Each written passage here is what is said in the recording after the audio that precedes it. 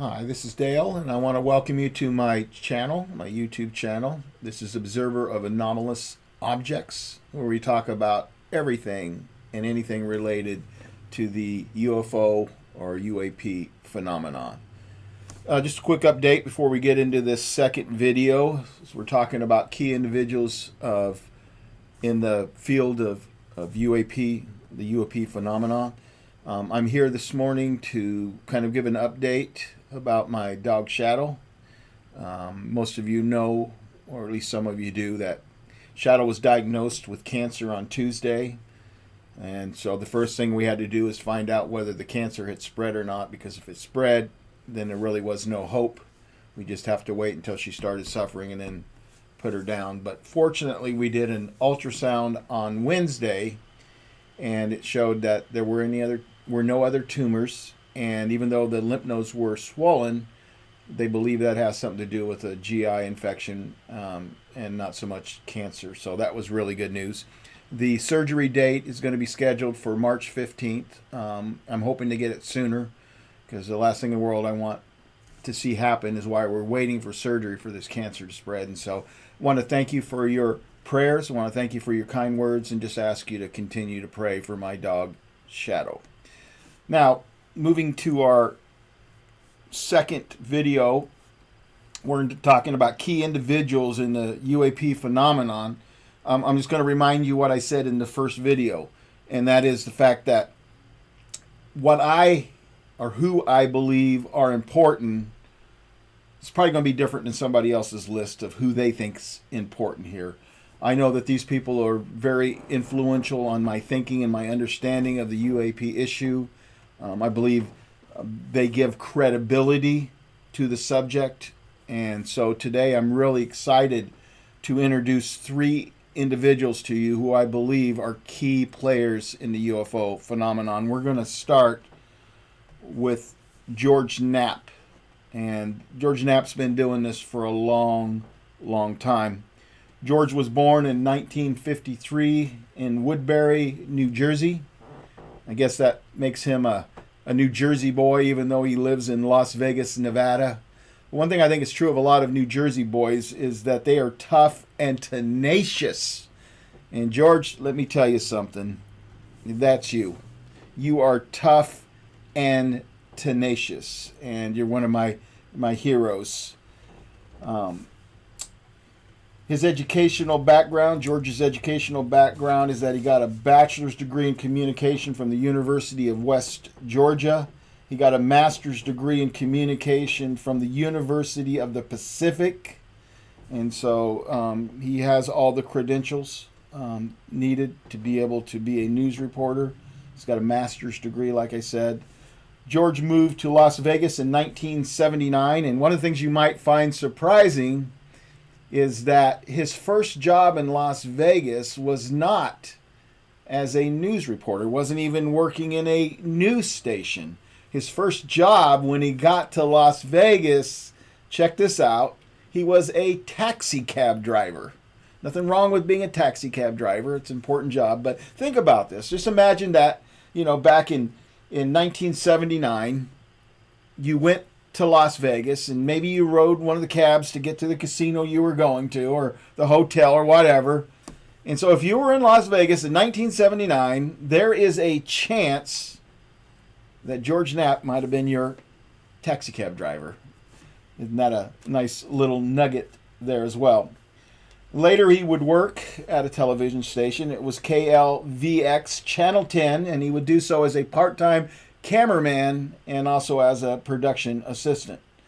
In 1981, he would be hired by KLAS Channel 8 Las Vegas, where he's still working today. And so if you know anything about George Knapp, maybe you don't, which is good that I'm doing this video, is that he is an investigative reporter.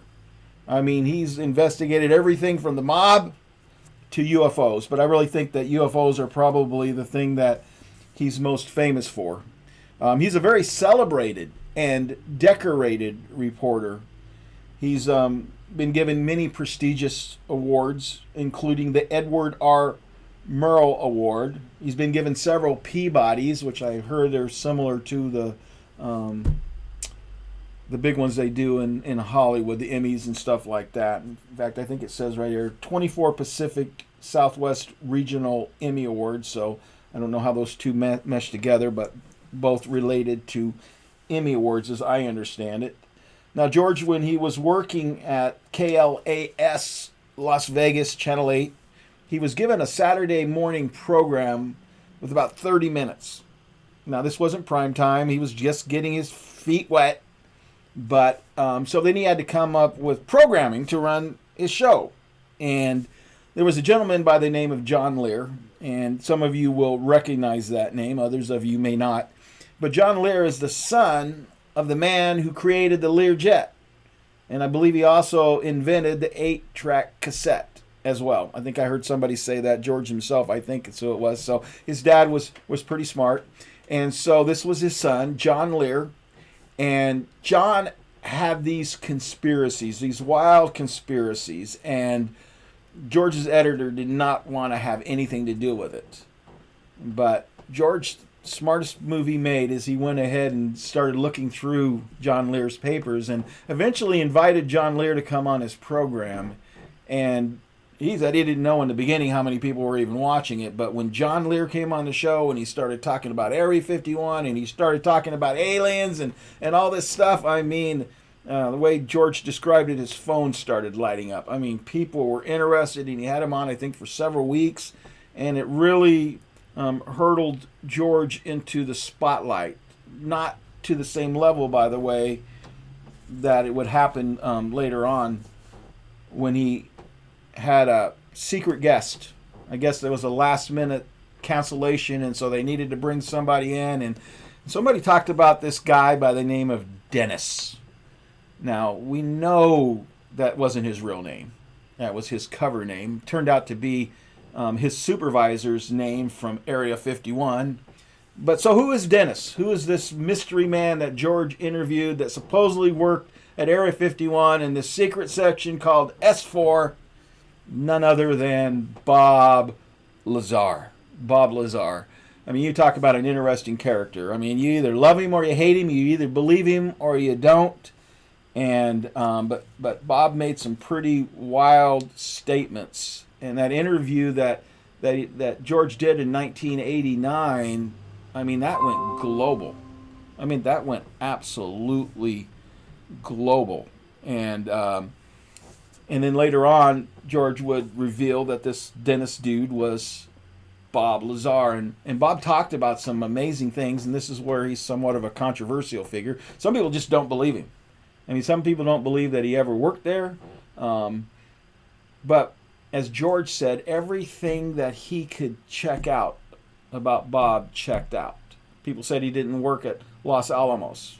He found his name in the book there at Los Alamos, had his name in it. I thought he was kind of a little crazy when he talked about having a rocket car, but then right there on the Los Alamos paper, it showed this guy with a rocket car. And guess who that was? Working in S4. And did I lose? Well, I hope I haven't lost it. It says reconnection. Oh, I am back, so I don't know whether we lost me or not. Anyway, he talked about there being 9 different flying saucers there at Area 51 in this special section S4 where he worked at the propulsion, trying to figure out reverse engineering the propulsion. And like I said, there's some people that believe Bob, there's some people that don't. And I've been on the fence, I'll be honest with you. I just think some of these things are fanciful and some of them kind of sounded out of this world, but I guess isn't that what UAPs are? Isn't that what UFOs are? Aren't they out of this world? And so when people make out of this world claims, should we just write them off? Should we just dismiss them? Or maybe we should actually listen to them, because there's a chance that maybe they know what they're talking about. Now, there was an element, I can't remember the name of it right now off the top of my head, but this was one of the things I think that gave Bob a little bit of credibility. But he mentioned a certain element that was like a fuel source, and people made fun of him and said, "Oh, this isn't an element that's on our on the list of elements. It's not there." And that was true. That was true, but guess what? They discovered some years later. They discovered this exact element that Bob was talking about as the fuel source for the spacecraft that he was working on. And I don't remember, it was element 124. I don't want to get it wrong, but it's something like that. But we can't stabilize it. And that was the difference between what he had when he was doing reverse engineering in Area 51 and what has been discovered is it was stable. What we're trying to do, we haven't been able to stabilize it yet.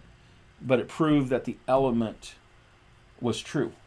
That what Bob said about this element, that it actually does exist, even though nobody at the time knew it existed. And so to me, I'm going, okay, that gives him a little bit of credibility. A lot of wild stuff still out there. But I think recent developments, I think, kind of add to his story and his credibility. Now, maybe you still won't believe him, and that's okay. But, you know, I'm starting to connect the dots. And he doesn't sound so crazy and so out there anymore. In fact, one of the things I think that gives him some credibility is what came out of the 2023 NDAA, the National Defense Authorization Act. And it's under 17 section 1673. And I want you to notice the title of this. It is Unidentified Anomalous Phenomena Reporting Procedures. and it goes down and it says on number A, it says any event relating to unidentified anomalous phenomena. And so we're talking specifically about unidentified anomalous phenomena, what we might call UFOs, what we might call UAPs. So this is specific here. We're not talking about crashed Russian jets. We're not talking about crashed Chinese jets. We're talking about unidentified anomalous phenomena. And then in B it says, any activity or program by a department or agency of the federal government or a contractor of such department or agency relating to unidentified anomalous phenomena, including with respect to material retrieval, something we might call that, some of us might call that crash retrieval, material retrieval, material analysis, now catch this word, reverse engineering, research and development, detecting and tracking, developmental or operational testing, and security, protection, and enforcement. And so, you know, Bob, he doesn't sound so crazy anymore to me. I mean, when they put specific language like that in the NDAA, I'm just going like, I don't think Bob's crazy. I don't know if every single thing he said is true, but I'm telling you what, the dots are starting to connect. And so that was George's, the thing that kind of put him on the world stage. And he is a well-respected reporter. You don't win the awards that he won without being a respected reporter. Now, he's kind of known as the UFO reporter. To me, I would call him the grandfather of all UFO reporters. He may not be the grandfather of the subject of UFOs. I think Jacques Vallée will probably, in reality, deserve that title. But he definitely is a person that we should appreciate. He's a person we should respect. He's a person that gives the subject of UAPs more credibility because of his credibility. And the next two gentlemen I'm going to introduce to you, you're going to see kind of the same thing. But before I do that, let me go ahead and mention that George also is very active in the Coast to Coast radio program. It's kind of a late night program that talks about the paranormal. And so he's a regular on that. He's a regular on TV. And he's really, really important, as far as I'm concerned, to the UAP narrative. The second person I want to talk about is a gentleman by the name of Avi Loeb. Now, I'm sure you probably recognize that name, and I'm going to get in some details about him. I'm not trying to bore you to death, but I'm just trying to introduce these people to you so you know roughly how old they are, you know where they come from, you know what their specialty is, and then also to help you to understand why I believe they are important in the UAP phenomena, why they're important as we're trying to get to disclosure. And so Avi Loeb is one of those people. One of the interesting coincidences that I discovered is Avi Loeb was born in 1962. Not a big deal, not a big deal, but 1962 is when I was born. He was born on February 26th, which just happens to be the birthday of my oldest daughter, Rachel. She was born on February 26th, and he was born on my birth year, so I thought that was kind of a cool coincidence as well. He's an Israeli-American theoretical physicist who works on astrophysics and cosmology. I can say that word. I can. The cosmos. He's also one of these people, I mean, that has won a lot of rewards. In fact, the three people I'm going to mention today, these are highly respected people, which is one of the things I think that's important as we talk about them, that they give credibility to this subject when so many people are firing missiles at us saying we're wearing, tin hats and we're nuts and crackpots, and I think that stereotype's starting to die down a little bit. But it's nice to have people like George Knapp. It's nice to have people like Avi Loeb, and then we'll talk about Garry Nolan next, and he's another scientist that believes that there's something out there, there's that we're not alone. But Avi Loeb, he's a Harvard professor today. He got his education, though, at the Hebrew University in Jerusalem. If you've never been there, it's kind of an amazing place to see. I was there in 1996. But in 1988, now check this out, at just 24 years of age, he got his PhD. And like I said, today he is a professor at Harvard University. One of the other prestigious titles that he carries is in 2020, he was sworn in as a member, now catch this, of the President's Council of Advisors on Science and Technology.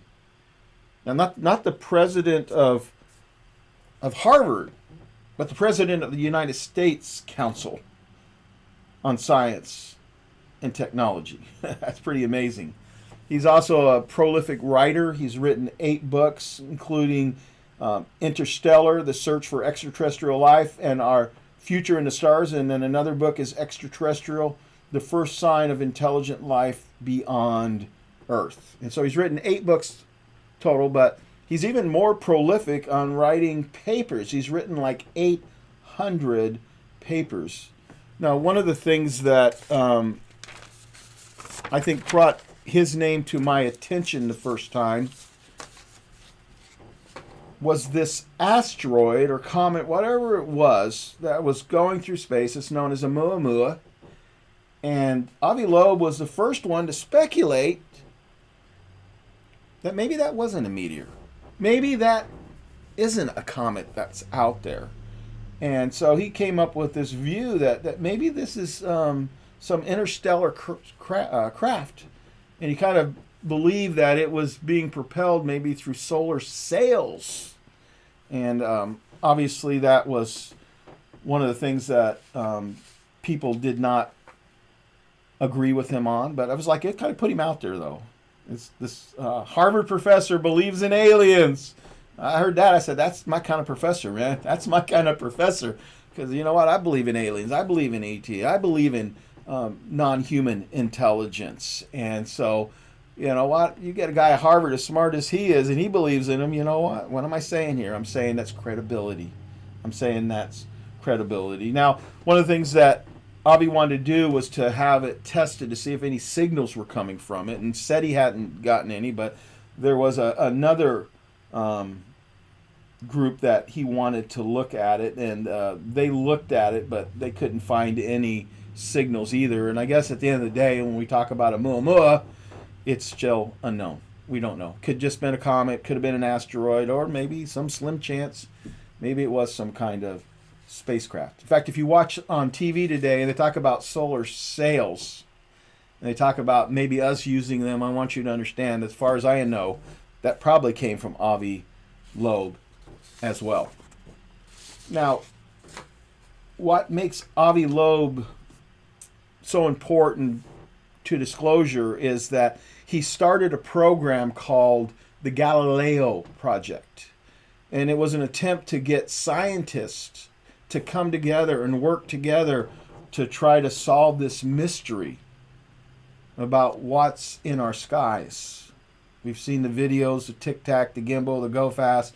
And so the Galileo Project was created basically to search for extraterrestrial life, to prove scientifically that we're not alone. And it's pretty cool, though, some of the people that he got involved in.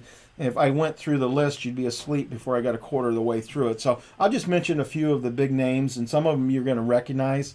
Some of them maybe you won't. But one of the names that I think is huge is Jacques Vallée. Jacques Vallée is a French scientist, and he's been studying UFOs for decades. I think you might want to call him the grandfather of ufology. You know, I call George Knapp the grandfather of the reporters of being a reporter of ufology, but Jacques Vallée, I mean, he's like the grandfather of ufology, and he's an amazing person. In fact, if you've ever watched the movie Close Encounters of the Third Kind, there was Lecombre, I think was his name. He's the French scientist that's out there. He's kind of like the guy in charge, and his character was loosely based on Jacques Vallée, and so he's on the Galileo Project. Then the next person we're going to talk about as we close out this video is going to be Garry Nolan. And Garry Nolan's pretty amazing as well. We're going to talk about it. You know, he's a Stanford professor with a lot of accreditations, and we'll talk about those things. And then there's somebody you should recognize. If you haven't been hiding under a rock and you're interested in UAPs and UFOs, somebody you should know about is Lou Elizondo. I mean, Luis Elizondo. He was the former head of ATIP. And I covered him in the first video about people who I believe are important. And then the second one was also, he's the second person I mentioned. That was Chris Mellon, former Deputy Assistant Secretary of Defense for Intelligence, and now a private equity investor. And don't think that's all Chris is doing. Behind the scenes, Chris and Lou are doing tremendous work to get us to disclosure. Tremendous work to get us to disclosure. And then if you've ever watched the Unidentified program, you probably know a gentleman by the name of Sean Cahill. And he's on the Galileo as an advisor or something like that. He's a former Sergeant of Arms in the Navy. Go Navy, go Navy. That was what I was in. On a Spruance-class destroyer, the USS Fife. That was my ship. Bottom of the ocean now, but go Navy. And so Sean Cahill is a former Sergeant of Army in the Navy, now co-founder of Strategic Consultant at Skyfort. And so those are some pretty amazing individuals, and there's tons of them, and tons of scientists and upcoming students as well. And so the Galileo Project is just very, very important, and because it's bringing science. You know, we've got the Mick West and the people like that, and they're trying to tell us what we're seeing is seagulls. It's space junk. It's balloons. And as far as I'm concerned, most of the stuff that they say is scientific is just their opinions. I don't think it's scientific at all. I think they're guessing. And they're guessing it's seagulls. They're guessing it's this because they really don't have an answer for it. That's why science is so important. You know, I don't worship science, but it is a tool that we can use to prove to people who are having a hard time believing that this is real, that it is real. And I really believe because of people like George Knapp and Avi Loeb, which, by the way, Avi means Abraham, we are getting there. We're getting the credibility. Now, the third person I want to point out is a gentleman by the name of Garry Nolan. Gary's a professor at Stanford University. And let me tell you something. That is one smart guy. He was born in 1961. Seems like 1961, 1962 is a very good year. You know, not just because I was born in 1962, but because I'm about the same age as Avi Loeb and Garry Nolan. But anyway, I'm just messing with you a little bit. He got his bachelor's degree in biology from Cornell University. He got his PhD from Stanford, where he is now a professor as well. He's won more awards than I have time to mention. I mean, if I went through the list of awards he won, you'd be asleep. Like I said, he's just like Avi Loeb. He's just won so many of them. He's done 300 research articles and documents. He holds 40 U.S. patents. He's founded 8 biotech companies, and a couple of them been on the NASDAQ, and he's actually sold them. And so he's working on things like trying to get the cure for cancer. In 2012, this is one of the things I think that maybe brought Dr. Garry Nolan, to the mainstream where people probably knew him a little bit better, is that he was asked to analyze the Atacama skeleton in Chile, which some believed was an alien corpse. And if you looked at it, I wish I had a picture of it, you would probably think so as well. But Dr. Garry Nolan revealed it to be a mummified human stillbirth with genetic bone defects and gene mutation causing this deformity. And so it was a stillborn baby that had a bunch of deformities, and it was not an alien, although it looked like an alien. But anyway, he applied science to it and proved it wasn't. One of the things that I'm pretty impressed, and I think this is, besides having an experience, I think he had an experience of his own, and so I would call him an experiencer. But I think something that probably, not only propelled him into the subject of UAPs and extraterrestrials and all that, is that he was asked to examine 100 patients who said they had interacted with anomalous crafts. And so the reason he was chosen to do that was because he had the lab that could perform the test. I mean, these people, you have to understand that he was looking at these 100 patients were primarily government personnel or people working in the aerospace industry. And here's the interesting thing about, after he examined them, he said that the symptoms were basically identical to what we now call the Havana syndrome. The Havana syndrome. You probably heard that, where some of our diplomats in Havana started having health issues. And so these people that had encountered these anomalous craft were having problems. Now, the name that we would give it in the UA community is biological effects. Biological effects. Now, there's no question about it, and especially from this, that people who are encountering, at least some of them, are encountering UFOs, unidentified aerial phenomena or anomalous phenomena, that some of them are having a negative effect from it, what we call biological effects. Now, that doesn't mean the aliens are out to get us. It just means that for whatever reason, their technology is not friendly to our biology. And so if you've studied the subject, then you know that there are some legitimate people who've had that. And so Nolan said that after doing MRIs on their brains, he said some of the brains were horribly damaged. Over connection of the neutrons between the head of the candidate and the putamen were these biological effects. This is what was happening. The neurons between the head of the caudate and the putamen, that they were over-connected. Over-connected is what he used. Now, I'm not a scientist. I'm not a doctor. So if you want to read and study a little bit more about that, I couldn't even pronounce the words right, but I tried. And so the thing that's kind of also interesting about him is not only did the government come to him to look at these biological effects, but people have been sending materials, exotic materials, that they believe have come from crashed spaceships or from stuff like that. And the interesting thing is, I mentioned him earlier, he's the grandfather of ufology in my book, the great Jacques Vallée. He brought stuff to Gary's lab to be tested. And so for nearly 10 years, they've been testing this material, and they're finding stuff that shows that it's not consistent with any material created by us on this earth. It's, like I said, you'd hear Garry say, it doesn't mean it can't be, but we don't have any examples of it.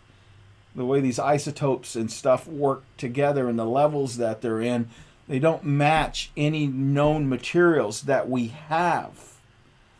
And so, like I said, he's part of the Galileo project. He's a very smart man. And the reason, once again, I put these guys as key individuals in the UAP phenomenon is because these two are, the last two are scientists. George Knapp is a credible reporter. And so these are the kinds of people that if we're going to bring the subject into the mainstream and get the media to finally start paying attention, and even to get other scientists to pay attention, we need George Knapp. We need Avi Loeb. We need Garry Nolan. Because these are the guys that are going to help us get credibility and attract more scientists and create more credibility. And so, anyway, I hope you enjoyed today's video. I don't know how well it went. I looked down at one point and it showed that maybe it had stopped. Hopefully it wasn't too long. Then it showed that it was up and running again. So I'm hoping most, if not all of it, got recorded. But anyway, I want to wish you a wonderful day. And this is Dale, Observer of Anomalous Objects, signing off.